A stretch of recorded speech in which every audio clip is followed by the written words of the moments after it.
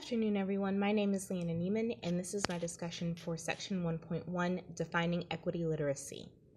So to begin to answer question 1, explain what equity literacy means, I believe that the term equity first has to be defined.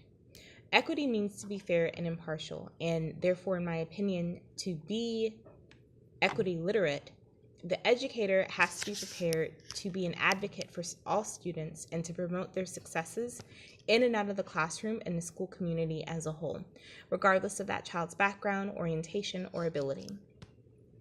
Educators who are well-versed in equity literacy look for opportunities to service the entire child and to reach out with resources and strategies that will promote a positive learning experience with forethought and understanding. Being equity literate really serves a purpose in the classroom, and it has served a purpose in my life, in my career, in my educational journey on a daily basis.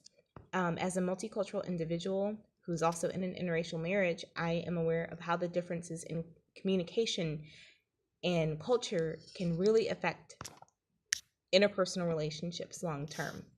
So I am an 8th grade ELAR teacher. I am in an inner city Title I campus with a very diverse population. We're mostly Hispanic and African American.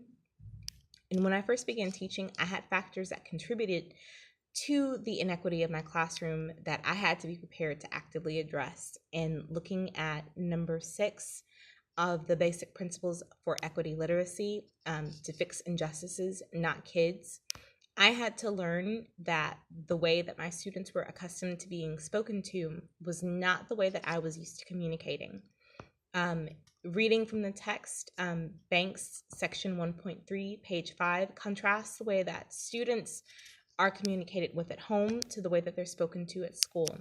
At home, the difference was that mostly imperatives and commands were used, while at school, teachers were more asking questions.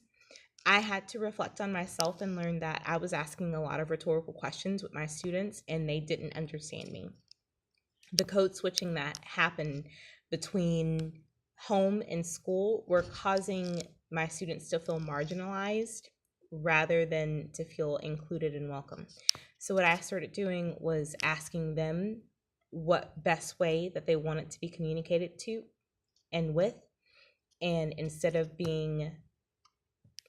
forcing my kids into a point where they were trying to shut down and felt frustrated like I did, we established routines of communication, and that helped have a more inclusive classroom.